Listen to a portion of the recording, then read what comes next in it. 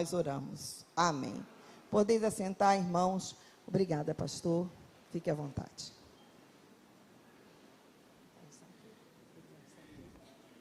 Eu quero saudar a igreja com a graça e com a paz do nome do nosso Senhor e Salvador Jesus. Amém?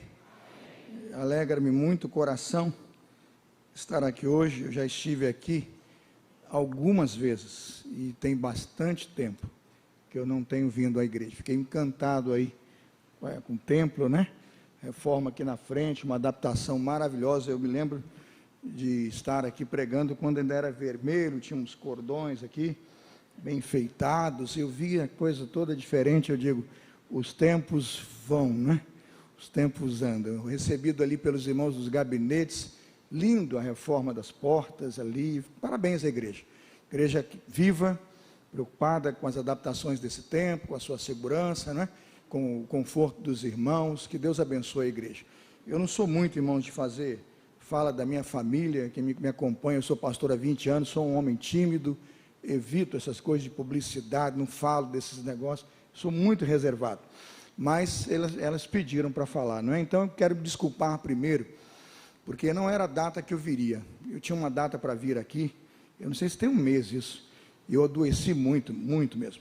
Fiquei 22 dias em casa, né? Entre hospital, casa, hospital, internação, consulta, e o irmão sabe o que é um quadro de chikungunya, não é?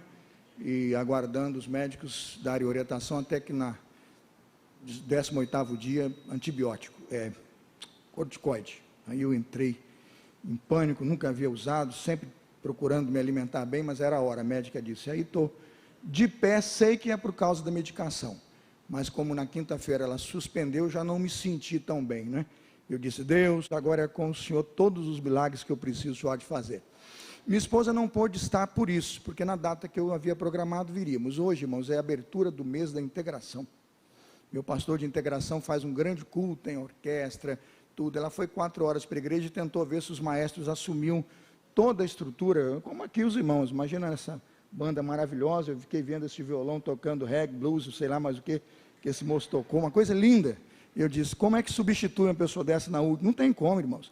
Eu fiquei olhando esse violão e tudo aqui, né, puxando os irmãos. Falei, é como a minha mulher lá com aquelas mãos, ela faz aquela coisa andar.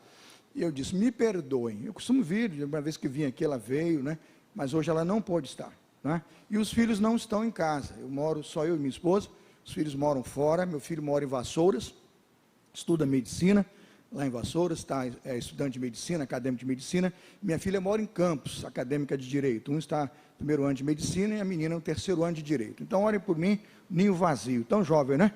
E o ninho já está vazio. Eu fico me contentando conversar com os filhos nas câmeras do celular, né? E quando a gente monta lá umas economias de recursos, paga e eles vêm, né? Paga as passagens e eles vêm. Então, é assim que temos vivido nesse tempo de estudo, nesse tempo de formação da família. Espero que seja suficiente. Eu realmente não sou muito bom desses negócios de propaganda, não. Agradeço todo o carinho dos irmãos que me receberam aqui ontem para um café. Foi muito boa a conversa, muito bom mesmo, fui muito bem recebido, com muito carinho, e as orações dos irmãos. Recebi vários, depois que alguém, acho que anunciou que eu estava doente, vários irmãos daqui começaram a me escrever, estou orando, o senhor vai ser curado. Eu digo, ô Senhor, me levantou o Senhor, né? Eu estou com um exército orando por mim, me sinto forte, né? Não estou com as forças que me são normais, mas me sinto hoje muito mais condições. Primeiro domingo que voltei à igreja foi domingo passado, né? Só me aventurei a pregar um sermão e batizei uma pessoa só. Eu ia batizar todo mundo, mas eu vi que os braços não tinham a segurança, então entrei, batizei um, abri a cerimônia e os outros pastores foram terminando. E eu me sinto recompensado, porque Deus me trouxe até aqui com condições de trazer a palavra aos irmãos. Se puderem, em reverência à palavra do Senhor, queiram estar de pé e abram a Bíblia em 1 Coríntios capítulo 1. E daí iniciamos já a mensagem, porque foi para isso que vim aqui. Trazer uma palavra aos irmãos, uma palavra bíblica, e deixar os irmãos com o coração cheio das coisas do Senhor. Não temam aqui nada que é do Senhor, né? Nada que é do Senhor. Uma igreja firme, sólida, forte, que tem condições de filtrar essa palavra e entendê-la como uma palavra do Espírito Santo do Senhor ao seu coração. 1 Coríntios, capítulo 1, se o irmão permitir, eu farei dos versos 26 ao verso 31. Se algum irmão for projetar alguma coisa lá, eu peço que use a versão revista e corrigida, não a NVI, para me ajudar aí nas comparações. 1 Coríntios 1, a partir do verso 26, diz assim: Porque bem vedes, irmãos, a vossa vocação, que não são muitos os sábios segundo a carne, nem muitos os poderosos, nem muitos os nobres que são chamados. Mas Deus escolheu as coisas loucas deste mundo para confundir as sábias, e Deus escolheu as coisas fracas deste mundo para confundir as fortes. E Deus escolheu as coisas vis deste mundo e as desprezíveis, e as que não são, para aniquilar as que são, para que nenhuma carne se glorie perante Ele, mas vós sois dele, em Jesus Cristo, qual para nós foi feito por Deus sabedoria, e justiça, e santificação, e redenção, para que, como está escrito, aquele que se gloria, leiam comigo, glorie-se no Senhor. Vamos orar? Deus é a sua palavra, ela é de propriedade do Senhor e com o selo de seu Santo Espírito. Ouso suplicar e pedir que mais uma vez, como tem feito comigo ao longo desses 20 anos de ministério pastoral, seja eu o instrumento do Senhor a trazer essa palavra. Quero que essa palavra alcance os corações. Reverencio, ó Deus, esse texto, porque sei que a palavra do Senhor é a verdade, e esta verdade há de transformar sempre a nossa história de vida, há de mudar os nossos corações, porque se alguém está em Cristo e há que ser uma nova criatura. Entrego esse momento nas tuas mãos e oro, pedindo bênçãos do Senhor a esta palavra, em nome de Jesus, amém. Irmãos, podem sentar-se.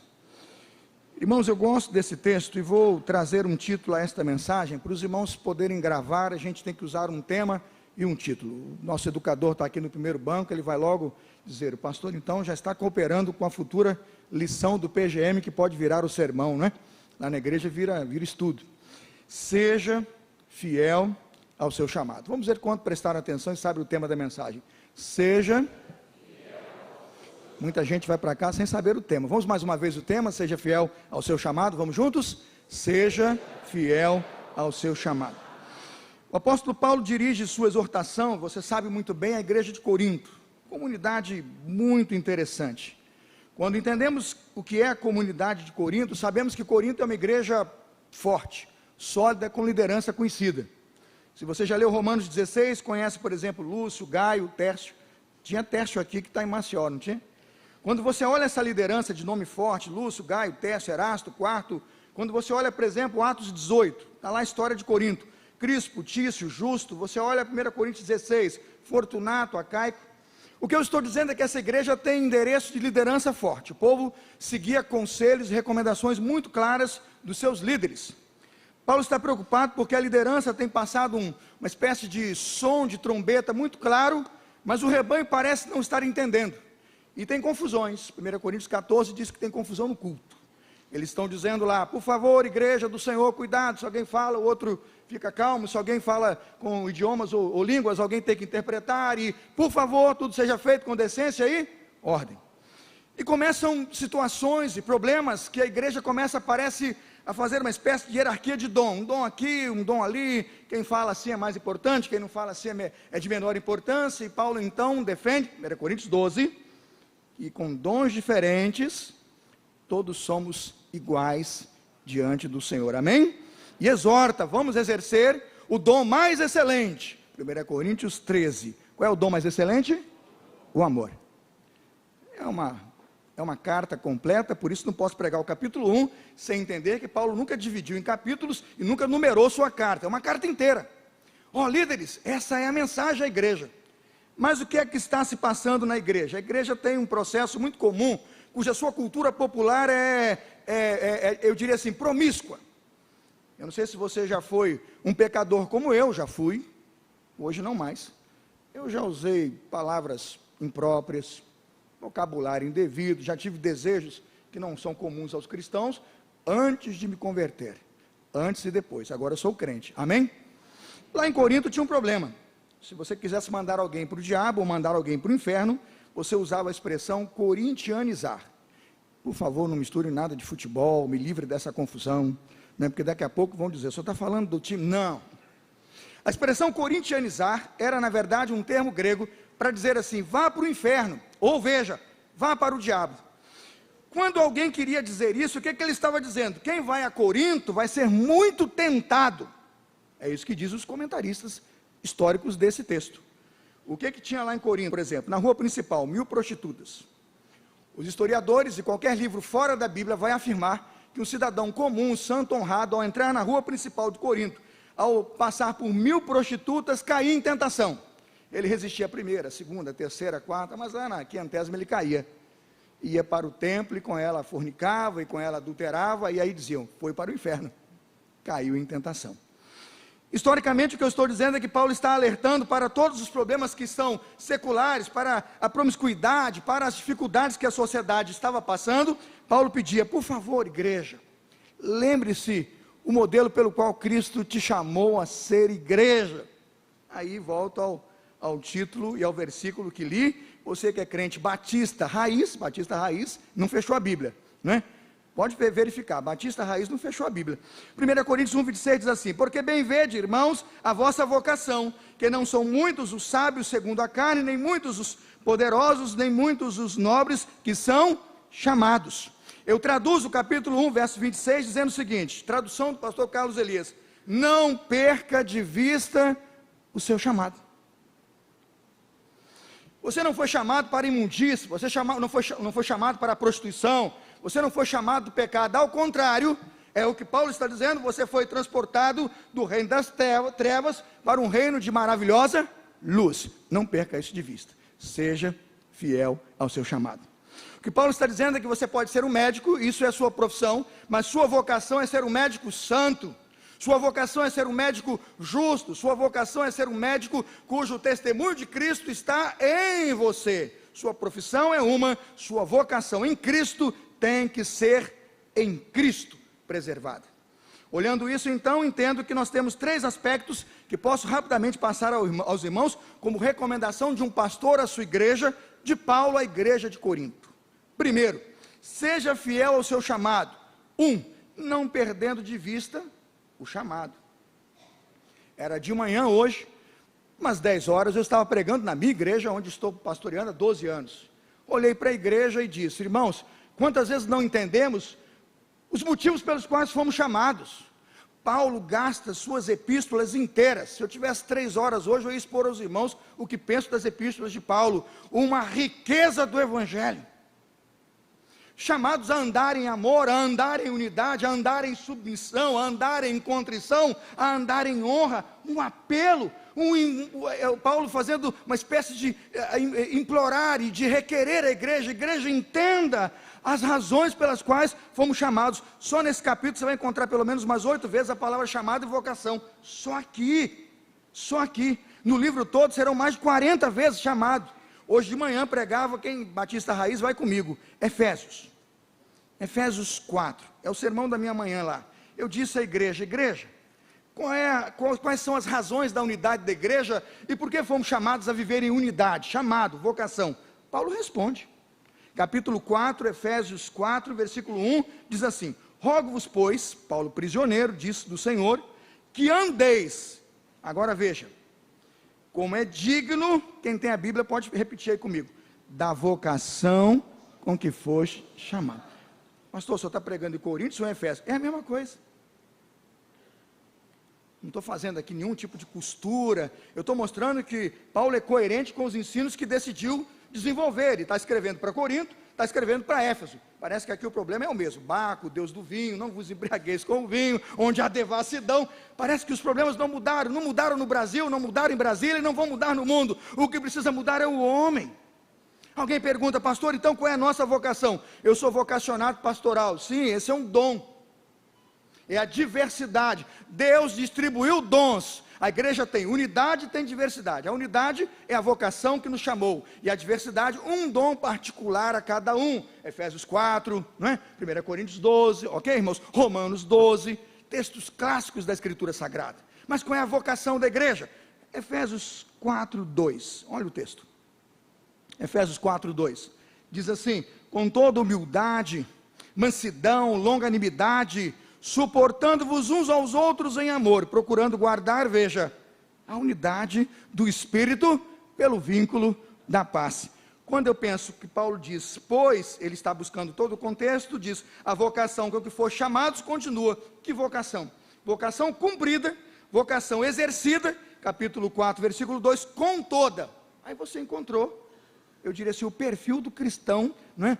Autêntico. Esse cristão golden, não é platino, não é golden, é ouro, é top, é VIP, é o cara da igreja de Jesus.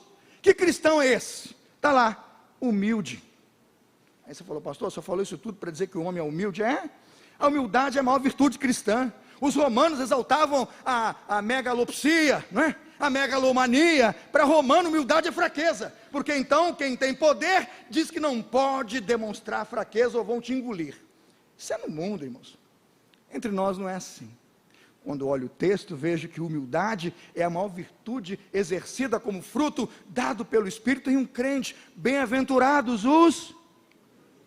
Palavra de político, de partido, filosofia de um filósofo? Não, sermão da montanha.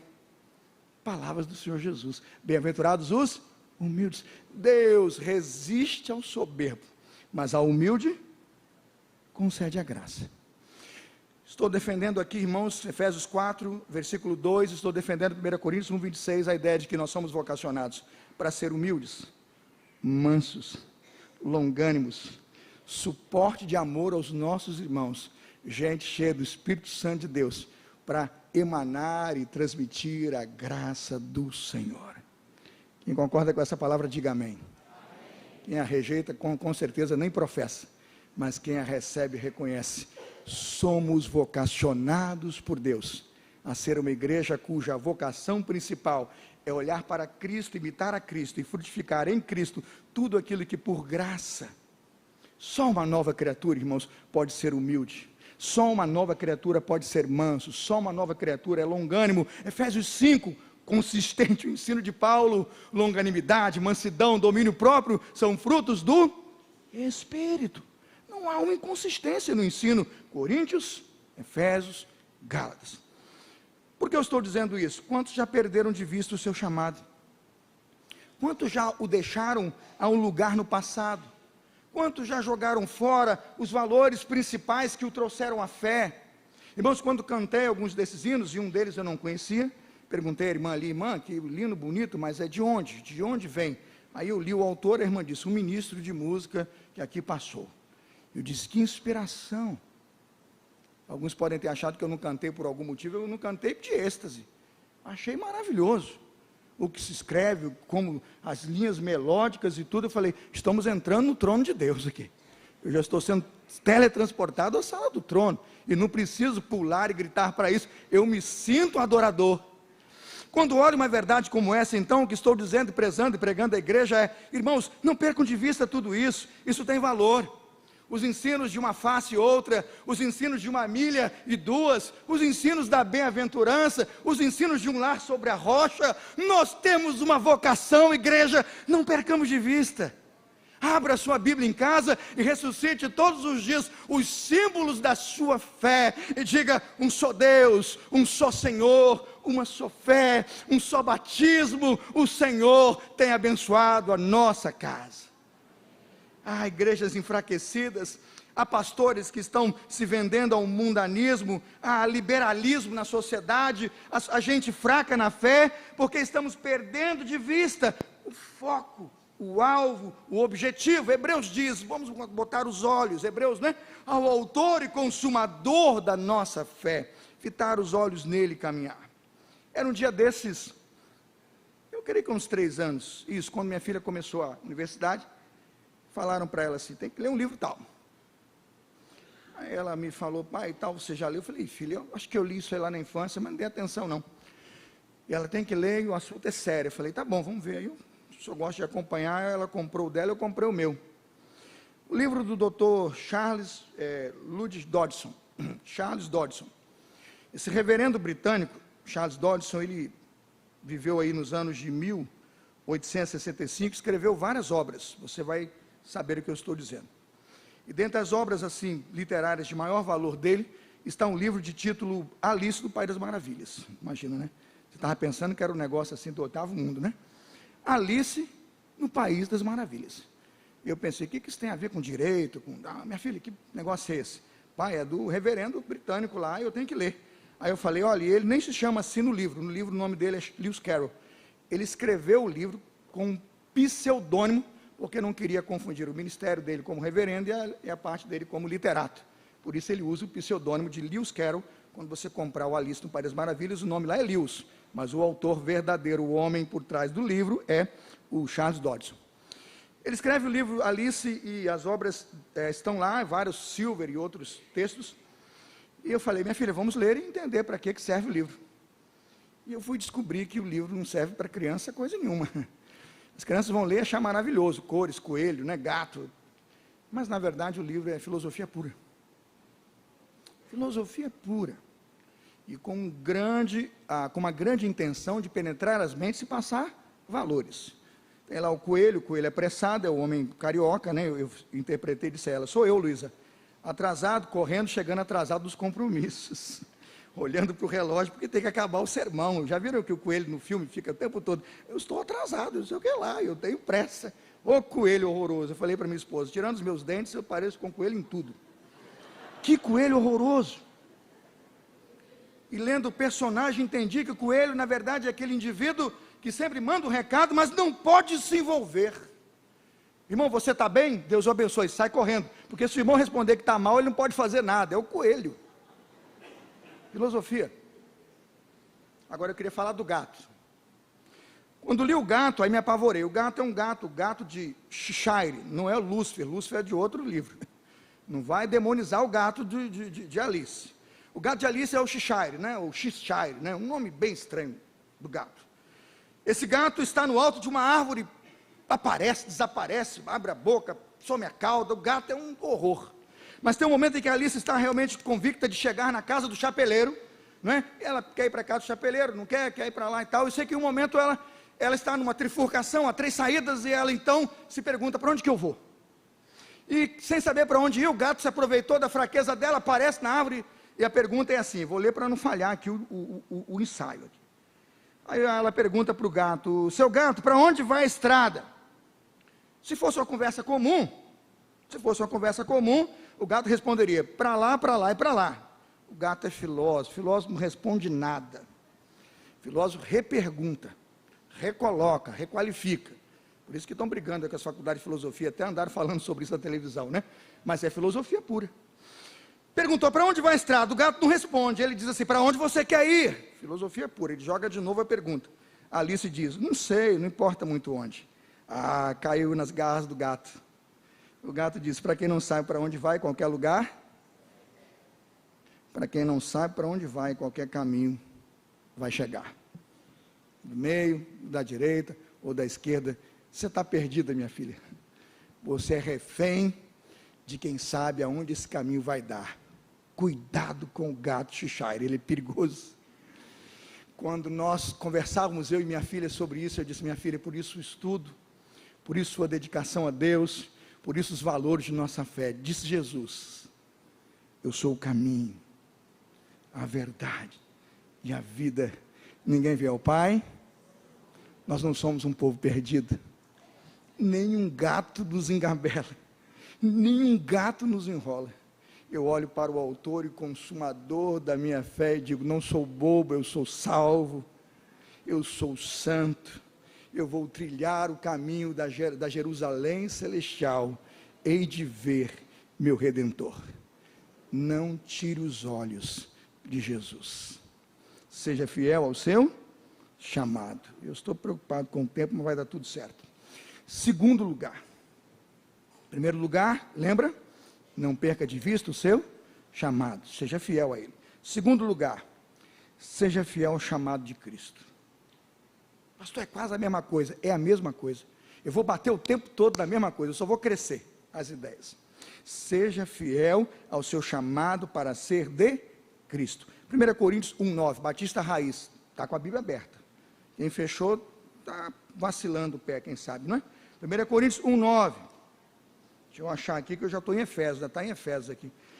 1 Coríntios 1:9 diz assim, fiel é Deus, pelo qual fostes, Eu disse a você que chamado é a linguagem de Paulo. Paulo vai usar chamado e vocação como sinônimo e vai usar centenas de vezes na sua carta. Era esse o ministério de Paulo, despertar a igreja para a sua vocação. Capítulo 1, 9, fiel é Deus pelo qual for chamados. Chamados para quê? Qual era a vocação? Qual era o chamado? Para a comunhão de seu Filho, Jesus Cristo. Ser fiel ao chamado de Jesus é entender o que significa estar na comunhão de seu Filho Jesus Cristo. Pastor, que comunhão é esta? Que chamado é este? João Calvino diz, o Senhor elege os seus, adota-os como filhos, no entanto, vemos que não entram de posse de tão grande bem, senão quando Cristo os chama. É isso mesmo. Se Cristo não chamar, a gente não vem. O próprio Cristo afirma assim, Senhor, se o Senhor não me der, eles não virão, mas aqueles que o Senhor me der, ninguém os arrebatará da minha mão. Que coisa boa. Aí você pergunta, pastor, fomos chamados para estar com Cristo, qual é a implicação disso na minha vida, na minha vocação e na minha vida cristã e na igreja? 1 Coríntios 1, 21, olha o texto. 1 Coríntios 1, 21 diz, visto como na sabedoria de Deus, o mundo não conheceu a Deus, pela sua sabedoria, diz a Bíblia, aprove a Deus, eu gosto da minha tradução aqui, porque diz assim, salvar os crentes, misericórdia, que tem de crente perdido, né? Salvar os crentes pelo quê? Pela loucura da pregação. Se eu perguntar para a igreja aqui hoje, o chamado a Cristo representa um chamado para a salvação, talvez a grande maioria tenha dificuldade de dizer do que é que a gente foi salvo. Por que é que a gente foi salvo? Eu já fiz essa experiência, irmãos. Nos gabinetes eu marquei com pessoas e perguntei do que é que você foi salvo. A salvação é salvação. Do que é que você foi salvo?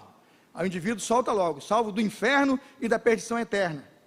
Mas eu não sei bem se ele entende o que é inferno e o que é perdição. Eu não sei bem se ele entendeu o que era a condição dele antes e depois do crente. Então a gente começa a evoluir a conversa e diz, o que é de fato ser uma nova criatura?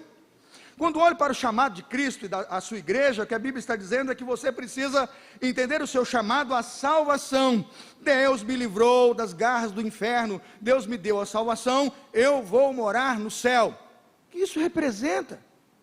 Tem muita gente aí fora perguntando o que isso significa, e tem hora que eu acho que milhares de crentes não sabem responder. Olha, irmãos, eu fui salvo para a eternidade, e eu vou, sim, quando Cristo me chamar, dizer, Carlos Elídio de Souza Santos, presente, Senhor, o que você fez para merecer entrar no meu reino? Nada, Senhor, eu estou aqui por tua infinita graça e misericórdia, meu Deus, e por teu amor, e quando Cristo mandasse entrar, eu vou dizer, aleluia, estou entrando no céu do meu Senhor, eu sou salvo. Mas as implicações disso aqui, eu estava viajando para o Nordeste, eu ia pregar, eu não estou lembrando agora, eu ia pregar no Nordeste, na região de Juazeiro, PIB de Juazeiro. Peguei um voo, um Galeão, Brasília, lá em Brasília teve um tempo de pátio, depois outro avião, era outra empresa, a Avianca na época. Quando eu fui para o pátio do aeroporto, falei, puxa, embarquei a mala, embarquei a Bíblia, embarquei tudo, estava só com o terno e a calça ali, só, falei, vou ficar no voo, não, aí fui na banca de jornal, comprar alguma coisa para ler, olhei o jornal, só notícia ruim, né? Eu falei, não vou ler jornal não, que vai me envenenar, amanhã eu vou pregar com o coração todo triste, não vou ler jornal não. Aí fui para a área de livros, falei, deixa eu ver se tem alguma coisa aqui, né? Eu não li aqui. Aí estava lá na prateleira, Vidas Secas, Graciliano Ramos. Li pouca coisa do Graciliano, deixa eu ver o que tem de bom aí. Fui para a aeronave, abri o livro, né? Aquela coisa de loteria, não tem muito tempo, falei, vamos ver onde começa, onde que eu quero começar. Não vou ler o livro todo agora não, já li o livro todo. Mas aquele dia abri lá. Deus é Deus. Abri o livro, comecei a ler, está lá o tal lá do debate teológico dos personagens. A história se resume mais ou menos no debate em que um casal, né, está com um filho ouvindo uma conversa em casa, e aquele filho ouve a vizinha, assim, a Terta, ele é filho de Fabiano, né, e senhora Vitória, Fabiano e Vitória é o casal, 2 meninos, e a senhora Terta que é a vizinha. A vizinha chega, narra um momento, e em um momento ela chega assim, não sei o que e tal, e o inferno. Quando ela falou lá a ilustração do inferno, o filho ficou quieto, não entendeu nada, deixou a senhora embora. Quando a senhora foi embora, ele chegou para a mãe e perguntou, mãe, se a Terta esteve aqui, falou com a mamãe, não é Vitória, sobre uma expressão que eu nunca ouvi. Pois não, meu filho, pergunta, a mamãe responde, mãe, o que é inferno? Ih, meu filho, um lugar ruim demais. Mãe, mas Só isso? Só. Não quero saber do inferno, não. Que inferno é um lugar ruim demais. Ele não ficou muito feliz, não. Ficou chateado. Foi procurar para o pai, seu Fabiano. Chegou lá no pai. Papai, eu fui falar com a mamãe, aquela conversa que o senhor teve lá com a senhora Terta. Eu quero saber aquela expressão que a senhora Terta usou com a mamãe Vitória sobre o inferno. Nunca ouvi a expressão. Um lugar ruim demais. Aí o pai, muito intolerante, tem pai intolerante. Pensa que não tem, não. O pai tirou a faca, ficou só com a bainha da faca, e com a bainha da faca, bateu na cabeça do menino e fala, ó, se começar a perguntar demais, sua vida vai virar um inferno. Pá! Bateu na cabeça do menino. Aí o menino, só pode ser um lugar muito ruim esse lugar, não é possível. Perguntei para a mamãe foi mal educada, perguntei para o papai, ganhou uma bainha de faca na cabeça. Voltou para a mãe. Voltou para a mãe, mamãe, olha, estou com um calo aqui na cabeça já, perguntei para a senhora, perguntei para o papai, eu quero saber o que é o inferno. Aí a mãe, para tentar ajudar, disse, lugar de espeto quente e fogueira. Tem muito espeto quente de fogueira. Imagina que ele imaginou um churrasco, né? O menino então não resistiu e perguntou, a senhora já esteve lá, morou lá, conhece alguém de lá? Aí a mãe ficou brava, passou a mão na língua, deu no cascudo. Aí quando o cascudo bateu no mesmo lugar da bainha de faca, ele bateu e quem gritou foi a cadela baleia. E a cadela doeu na cabeça do cachorro, e saíram os dois para o bambuzal. E no bambuzal o menino disse, na minha opinião, o que o inferno é, colocou o menino. O inferno tem que ser um lugar de cobra, jararaca, sussurana, pessoas que moram lá recebem cocorote, cascudo, puxão de orelha, pancada de faca, e esse inferno causa confusão entre filhos e pais. Está lá no livro. Eu adorei o conceito, e vou explicar por quê. O indivíduo um dia me disse, eu sou salvo. Você sabe o que isso significa?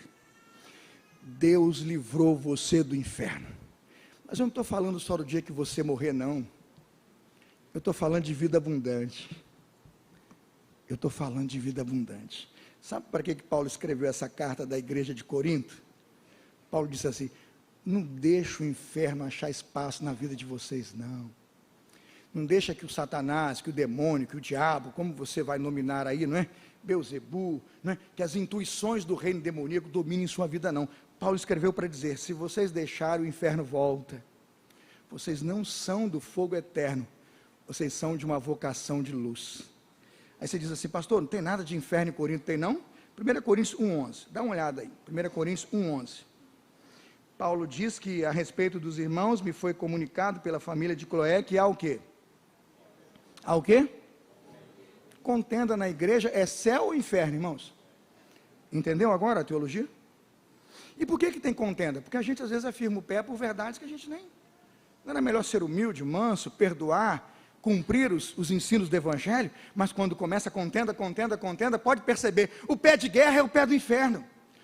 A Bíblia diz que as obras da carne são manifestas quando você tem partidos e facções. É o inferno. Uma pontinha do inferno que chega e se estabelece. Irmãos, que Deus nos livre desse lugar horrendo, em nome de Jesus. Que Deus nos tire desse inferno, em nome de Jesus. 1 Coríntios capítulo, eu tinha tanta coisa para dizer, capítulo 5, versículo 1. Só para você entender.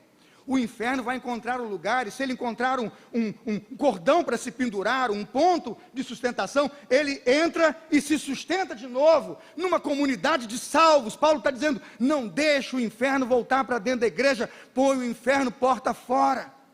1 Coríntios 5:1 fala de um filho que dormia com a mulher de seu pai. Se diz assim, tem misericórdia, Jesus. E interessante que a igreja sabia e não fez nada. Vamos concluir a ideia? 1 Coríntios 6, vou concluir a ideia. 1 Coríntios 6. 1 Coríntios 6, por falta de tempo, vamos pegar no verso 9. Pega o 9, vamos lá, 9. Não sabeis que os injustos não hão de herdar o reino de Deus? 1 Coríntios 6, 9. Não sabeis que os injustos não vão herdar o reino de Deus? Agora dá uma olhada no 10. Está todo mundo comigo? Diga amém. 1 Coríntios 6, 10. Não errem. Aí ele vai fazer uma lista do inferno. Fornicador, idólatra, adúltero, efeminado, sodomita, ladrão, avarento, bêbado, maldizente, roubador. O que ele diz aí? Não. Ouvi um pastor pregando, dizendo que esses indivíduos não vão morar no céu. Eu falei, está interpretando errado. Ele está dizendo que esses indivíduos não vão morar no céu. Não é isso que o texto está dizendo. A consequência, eu respeito, é não morar no céu. O que está tratando aqui é a causa, porque eles não têm o reino. A expressão herdar o reino significa que é uma herança que eu recebo, eu a recebo. Quando perguntarem pelo reino de Deus, onde está o reino de Deus? Ele estará na eternidade ou estará onde? Ele está o quê? Entre nós, ele vai estar dentro de nós, está na Bíblia. Quando entendo que a herança então do Senhor é nos dar um reino que Ele quer implantar, significa que herdeiro recebe o quê? A herança. Vou traduzir o texto na interpretação que a contemplo por minha fé e exegese pessoal. Quando um homem se converte a Cristo, quando alguém se torna em Cristo uma nova criatura, ele sai do governo de um reino imundo e sujo, de um governo de prostituição, de promiscuidade, de coisas que o estão levando a viver no inferno e vão fazê-lo morar no inferno. Mas quando eu amo a Jesus, este inferno é destruído, o poder do mal é varrido, e ele passa a ser governado por um reino espiritual, chamado reino dos céus, reino de Deus, mente de Cristo, vida de Cristo, e ele não mais vai viver no inferno, amém, irmãos? É o reino de Deus, vindo a ele, transformando-o pelo poder do sacrifício regenerador de Jesus, dizendo, você já foi tudo isso, mas aspergido pelo sangue de Jesus, você não é mais, você agora é um príncipe com Jesus, um rei com Jesus, vai reinar com ele no reino dos céus, porque o reino dele já veio morar em você, amém, irmãos? O inferno é exatamente isso, a presença de um reino satânico, perverso, nas famílias, nos lares, nos crentes, mas o céu e o reino de Deus são os valores e princípios de tudo aquilo que nós recebemos, praticamos, como selo do Espírito Santo, e que nos conduz em herança e santidade à vida eterna. Pastor, o senhor está pegando pesado, essa exegese é muito nova para mim, perdoe, o texto está aqui, 1 Coríntios 6,11, eis que 1 Coríntios 6,11, olha, isso é o que algum de vocês tem sido, vocês já foram assim, e quem sabe, disse Paulo, vocês já viveram assim até hoje, mas olha o apelo de Paulo, a vocação, mas igreja, lembre-se, a vocação, vocês foram lavados, vocês foram santificados, vocês são justificados no nome do Senhor Jesus Cristo, por quê, irmãos? Pelo Espírito Santo. Quem já passou por esse processo regenerador, levante a mão comigo assim. Glorifique a Deus, sua vida não precisa ser um inferno. Seu casamento vai ter que dar certo, seus filhos têm que ser abençoados, porque o inferno se foi, e o reino de Deus é uma herança para nós. O reino de Deus está dentro de nós, através do seu Santo Espírito que habita em nós. Amém, irmãos? Vivamos de maneira digna desse Evangelho. Martinho Lutero dizia que quando os poderes do mal estavam chegando, ele tinha uma maneira de crer. Martinho Lutero dizia, sinto paz a cada dia, quando me lembro que hoje eu pertenço a Jesus. Lutero diz, Jesus é o caminho seguro para viver no céu. Ele venceu a morte, destruiu poderes do inferno. Quando o inferno tenta se levantar, diz Lutero, começa a cantar e me lembro, se nos quisessem devorar, demônios não contados, não nos iriam assustar, não somos derrotados. O grande acusador dos servos do Senhor já condenado está, vencido cairá por uma só palavra. Hino Castelo Forte é a nossa tradição cristã. Amém? Irmãos, me deem 5 minutos e eu vou terminar. Último ensino. Seja fiel ao seu chamado. Não perca de vista. Seja fiel ao chamado de Cristo. Último lugar. Não seja negligente com o seu chamado. E aí eu termino. Último ponto. Que chamado é esse que eu não posso negligenciar? 1 Coríntios, capítulo 1, versos 7 e 8. Vá ao texto, me acompanhe, por favor. 1 Coríntios 1, versos 7 e 8. De maneira que nenhum dom vos falta, esperando a manifestação de nosso Senhor Jesus Cristo, o qual vos confirmará também até o fim, para serdes irrepreensíveis no dia do Senhor Jesus Cristo. Que dom é esse que eu não posso negligenciar? Que chamado é esse que eu não posso negligenciar? A igreja de Corinto era uma igreja capacitada pelo Senhor. 1 Coríntios 1, versículo 7 afirma: não tinha falta de nenhum dom. Eu imagino que tinha que dar problema mesmo. Não é fácil, irmãos. Uma igreja com muitos dons, as coisas vão acontecer, as atividades serão realizadas e as pessoas terão que aprender a conviver em unidade. Paulo está falando, é disso que eu estou falando. A igreja não pode perder de vista esse valor da unidade, não é? No meio da diversidade. Muitos dons, mas ele disse, nenhum dom lhes falta. Mas ele disse, o Senhor vai cuidar desse dom até o dia que ele voltar para buscar vocês. Significa dizer que ele nos manterá firmes. 1 Coríntios 1,8, ele nos manterá firmes até o fim. Significa dizer que nesse texto fomos chamados, tanto judeus quanto gregos, 1 Coríntios 1,24, para celebrar o poder de Deus, a sabedoria de Deus. Hoje, como cristãos, ergamos como igreja, no chamado a ser igreja, o nome de Jesus, e celebremos, Cristo é poder, Cristo é sabedoria de Deus. Quando esse evangelho continuar sendo pregado e quando essa verdade for anunciada, a Bíblia diz, a loucura de Deus, 1 Coríntios 1,25, é mais sábia que a sabedoria humana, e a fraqueza de Deus é mais forte do que a força do homem. Quando um homem entende esta verdade, ele não a trocará por nenhuma outra verdade. Ao concluir esta mensagem, quero deixar a história de um bispo que aprendi a conhecer nos textos de literatura da história.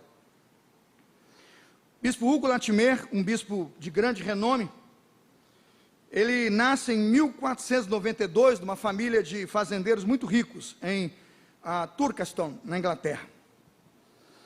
A igreja romana apostava muito na visão de Hugo Latimer, para que ele fosse o bispo maior de Cambridge, e se tornasse o grande defensor das doutrinas romanas, contra os reformadores. Estamos falando de 1492, quando os embates entre catolicismo romano e reformadores se tornou ferrenho.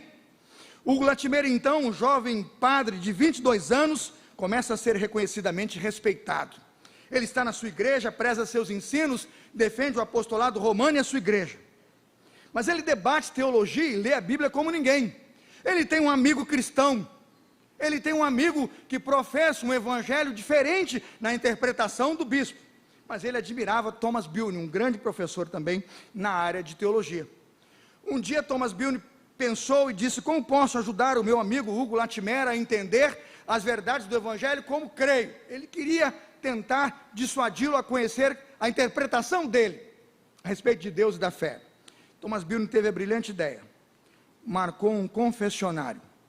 Imagina, o Santo Padre então não rejeitou as ideias de confissão de Thomas Bilne e pensou, agora a igreja romana ganha mais um. Marcado o dia da confissão, está lá o padre no confessionário, ao lado, cortina montada, e entra o confessor. O confessor Thomas Bilne começa a dizer ao padre, ao Santo Padre, que lhe pergunta o que aconteceu, e faz lá os ditames da confissão. Então, de repente, aquele homem começa a dizer que acreditava na salvação pela graça, que acreditava na justificação pela fé, e na compreensão do padre, pecado, ele disse, só vai ter que me absolver. Acredito que sou salvo pela graça, não pelas obras, e justificado pela fé, tenho paz com Deus, e foi em toda a sua confissão, apresentando as bases sólidas de sua fé. Bateu lá na madeira do confessionário, o padre disse, o senhor está se confessando ou me evangelizando? Padre, eu me confesso e peço que o senhor me perdoe. E continuou. Por 2h30, a evangelização continuou. O homem do lado de cá com a Bíblia aberta e mandando a poderosa espada do Espírito para que aquele homem ouvisse o que o Evangelho é. Mais de 2 horas e tanto de confissão. O padre abre a cortina do confessionário, se ajoelha, haviam católicos orando, e o padre diz, Senhor, o senhor me perdoe, mas eu também creio assim. Os católicos se escandalizaram, a notícia se espalhou, era domingo, dia da missa. Lá vai então o homem chamado Latimer a pregar o seu sermão matinal, e tudo se espalhava, e as notícias eram de que o padre não é mais o mesmo. O padre mudou. Os ensinos são vivos, são poderosos. O padre está sanguíneo, não é mais melancólico. Algo novo em nossa catedral está acontecendo. Chegar a notícia aos ouvidos do rei. O rei então se disfarça, senta lá na multidão, ouvir o sermão. O rei está preocupado, vai perder o maior bispo da igreja. E o rei disfarçado senta lá, está pregando. Então o bispo Latimer, o seu sermão matinal com vigor. A multidão chama o que a história registra como solilóquio. A multidão grita: Latimer, Latimer, o rei está aqui. O pessoal já havia identificado. O rei não havia se identificado. E ele continua pregando, até que, quando muitos começaram a repetir aquela ideia de o rei está aqui, o rei está aqui, ele disse: eu vejo o rei ali, e me desculpe o rei, mas o rei dos reis está aqui, entrou para nunca mais sair. Nosso Pai do céu. O rei se retira, vai embora, o tempo fechou, aquele rei decidiu que não era a hora de botar a mão nele, aquele rei morreu, entrou outro rei, entrou agora Maria Sanguinária, lembra dela? Mary Tudor. Mary Tudor assume o poder e diz: este camarada não pode trair a igreja. Botou as garras nele e o prendeu como então um traidor da igreja. Não de Cristo, da igreja. Mary Queen, Blood Mary, vai então colocá-lo na prisão e exatamente a condená-lo a uma sentença, ou arrependimento pleno e as negativas de sua crença, ou uma estaca e fogo. Era noite, estão na cela aguardando a execução no dia seguinte, com o texto para ser assinado ali, aguardando uma espécie de absolvição. Assina, sai, não assina, fogo. Nicholas Ridley quase que se aproxima do documento, um dos cativos ali naquela noite, quase que se deixa levar pela soltura. O Latimer olha para aquele jovem e diz assim: mestre Ridley, seja confortado, homem, nós seremos no dia de amanhã como uma vela, pela graça de Deus, a iluminar a Inglaterra. Queira Deus que a nossa chama nunca mais se apague. Os dois oraram, dedicaram sua vida a Jesus. 16 de outubro de 1555, Hugo Latimer, Nicholas Ridley foram queimados na praça, porque não negaram a vocação que um dia Cristo lhes plantou no coração. Ouço o som do chamado de Esmirna a dizer: ser fiel até a morte, e dar-te-ei a coroa da vida. Se pudesse, gastaria tanto tempo a dizer: não percam de vista o seu chamado. Não joguem fora a sua vocação. Você foi chamado para ser de um reino que não é deste mundo. Um reino de um rei que nos aguarda em outro mundo, para nos receber com os braços abertos, a dizer: bem-estar, servo bom e fiel. Sobre o pouco foste fiel, sobre o muito te colocarei. Entra na alegria, na vida abundante do seu Senhor. Que Deus a esta igreja abençoe, em nome de Jesus, amém. Fecha teus olhos, vamos orar? Permita-me orar, eu pedi 5, já foram 10. Deixa eu orar pelos irmãos. Eu queria orar por aqueles que estão aqui, e talvez já tenham permitido que pecados como o que aqui foi lido, já estão no seu coração. Em nome de Jesus, igreja, não troque seu chamado por nada. Adultério, divórcio, contenda, quanta promiscuidade sexual na vida do crente. Você está jogando um chamado tão lindo fora, porque está trocando o reino de Deus por um reino de trevas. Está trocando o céu pelo inferno, entendeu, sermão? Eu queria convidar você.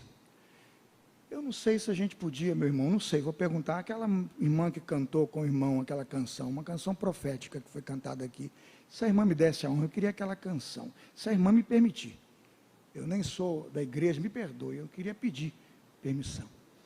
Enquanto essa irmã canta uma canção que para mim foi uma palavra muito de Deus ao meu coração, eu queria pedir que Deus falasse ao seu coração. Se alguém está entre nós, você diz assim: pastor, minha vida é um inferno, literalmente, eu digo: Deus te tira do inferno hoje, em nome de Jesus. 1 Coríntios capítulo 6, Ele pode santificar, purificar, lavar, Ele quer transformar a sua vida. Deus tira você desse inferno hoje. Fornicação, prostituição, Ele tira você desse inferno hoje. Às vezes é uma contenda, Ele tira você do inferno hoje. Ele santifica você. Se você quer hoje aceitar o primeiro chamado que um dia eu aceitei, o chamado da salvação, é hoje o dia de aceitar Jesus. Se você quer aceitar o chamado, pode ficar aqui. Vou pedir um dos pastores que me ajude recebendo a irmã, devido a essa distância do altar aqui, eu preciso de apoio. Obrigado, pastor, o Senhor é o nome de Deus. Receba a irmã, ore com ela, pergunte o seu nome, ela precisa ser orientada. Se você quer Jesus, sai do seu lugar, pode chorar. Pregado foi o Evangelho, a palavra do Evangelho, Jesus. Se você tem um encaminhamento de divórcio, Deus reverte, Ele vai reverter isso. É o céu estabelecido na sua casa. Se você tem um filho nas drogas, o mundo levou, é o inferno que tomou o lugar. Diga, não aceito mais, meu filho volta hoje, em nome de Jesus. Venha tomar posse do céu. Eu queria que você recebesse um reino que Deus constituiu para você, um reino de luz. Ele vem e as trevas saem. Mães, pais, casais, meninos, adolescentes, querem hoje orar, pedindo que Deus estabeleça essa herdade de um reino que é dele. Eu queria fazer um apelo. Sai do seu lugar e venha. Eu quero receber o casal, quero receber jovem, criança, menino, adolescente, empresário, visitante. Pode vir, sai do seu lugar, eu quero orar. Eu vou impor as mãos sobre você. Se Deus tocou em você, sai do seu lugar. Enquanto essa canção será entoada, pode entoar, minha irmã? Eu vou estar aqui. E se Deus tocar no seu coração, se Ele tocar até da galeria, desça. Eu espero. Vale a pena trocar qualquer coisa que você esteja habitando aí hoje, pela vocação de Deus. Pode descer, eu vou descer, esperar você. Sai em nome de Jesus do seu lugar. Permita-me orar por você. E a igreja pode cantar esse louvor, viu? Meus sonhos rendo a ti e meus direitos dou. Meu orgulho vou trocar pela vida do Senhor. E eu entrego tudo a ti, tudo a ti. E eu entrego tudo. Há mais alguém que gostaria que nós fizéssemos desse momento de oração? Sai do seu lugar e venha. Eu quero orar com você, por você e pela sua família. Pode vir. Jesus Cristo chama você. Te dou meu coração e tudo que há em mim. Deus abençoe a dona Irineia pelo nome Te de Jesus. entrego meu viver. Senhor Deus, todas as trevas. Por amor a ti, Estabeleça meu a dona rei. Irineia no reino de luz. Meus sonhos Sacrifício de Jesus Cristo. rendo E o sangue e derramado meus na cruz direitos esteja sobre a dou. sua vida. Agora. Meu orgulho Agora. vou trocar pela vida do Senhor. A igreja fica de pé, nós vamos louvando com essa canção. Eu pergunto, há mais alguém aqui? O Espírito Santo testemunha e testifica. Vem agora em nome de Jesus. A igreja pode louvar ao Senhor bem alto, para que o reino saiba que a luz de Deus está aqui. Há mais alguém? Qualquer pessoa, um casal, um jovem, um menino, a quem o Espírito Santo testemunhou, saia do seu lugar. Eu quero orar por você em nome de Jesus. O Espírito Santo testemunhou você? Vem cá. Davi, Deus abençoa Davi, Senhor, tão jovem. Sela essa juventude para o Senhor. Faz de Davi um jovem santo, separado, para ser um anunciador das glórias de Jesus. Torna o templo vivo do seu Santo Espírito. Em nome de Jesus. Amém. A liderança jovem para receber o Davi aqui, em nome de Jesus. Fica aqui, Davi. A juventude da igreja vai receber você. Jovens da igreja, recebam o Davi aqui, em nome de Jesus. Acolhe em oração. Partilhando tua dor. E eu entrego tudo a ti.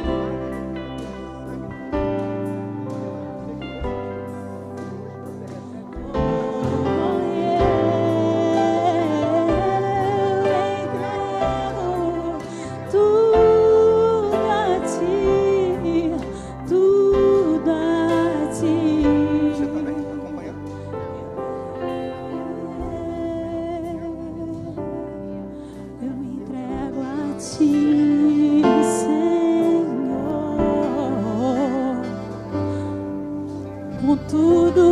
que sou, com tudo o que tenho, eu me rendo a ti, Senhor. Eu me prostro a ti, eu me rendo a ti. Mais alguém? A quem o Espírito Santo do Senhor chamou? Nós vamos orar. Eu não posso demorar aqui. Como é que é o seu nome? João? É muito jovem, irmãos. É muito jovem chegando para Jesus. João Marcos, você é de Jesus hoje, amém? Igreja, diga: João Marcos é de Jesus. É isso, igreja. João Marcos é de Jesus. O reino hoje é um reino de luz. Meu filho, você herdou agora o reino de Deus. Ele está em você. E quando Deus faz de alguém um templo, entra para nunca mais sair, amém? Vamos orar? Deus abençoe João Marcos. O nome é bíblico, é de um servo.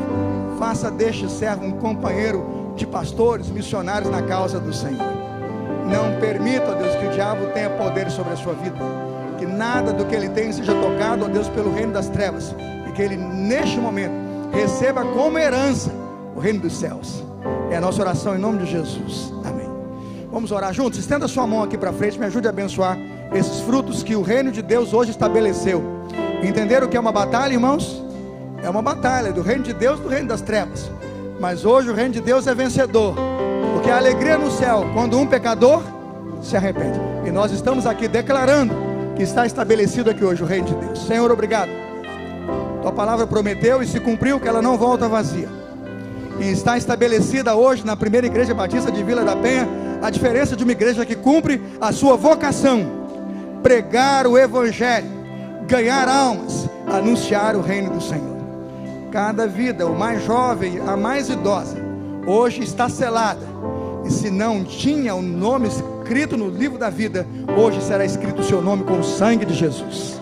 É a nossa oração, em nome de Jesus, entregando tudo, honra, glória, louvor, tudo é de Jesus, para que toda língua confesse que Jesus Cristo é o Senhor, para a glória de Deus Pai. E a igreja diz, graças a Deus. Pode sentar, igreja. A liderança tem a voz e a liderança tem autoridade para nos anunciar. Eu posso? Desde 87.